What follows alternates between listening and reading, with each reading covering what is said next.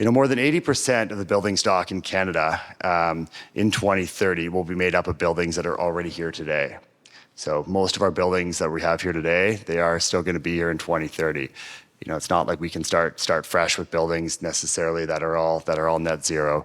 It is going to be a challenge of looking at the building stock that already exists. On the emission side, our built environment is responsible, as I said, for 13% of total national greenhouse gas emissions. But when you start to add on off-site generation of electricity for the use in buildings, that number increases to about 18%.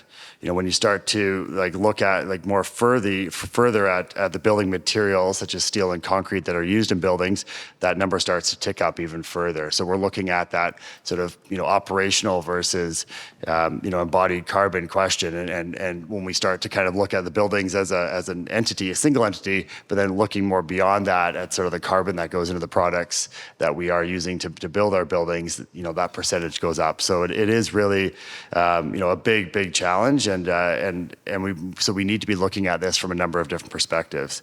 One of the key areas has to be, the way that we heat and cool our homes. That is, homes and buildings.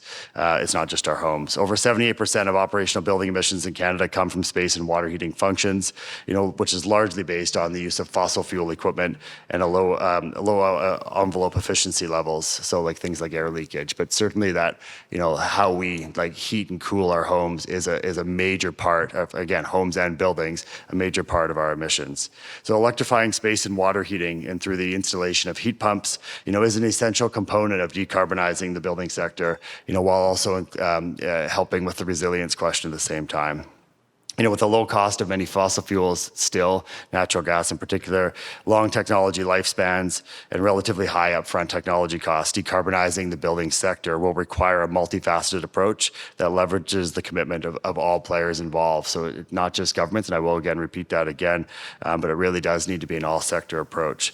So that has kind of led us to developing, we're still in the midst right now of developing a green building strategy for Canada, which is a key pillar under our government's emissions reduction plan, again, and in line with the goal of getting to net zero by 2050. So a major pillar of that was the development of a green building strategy for Canada.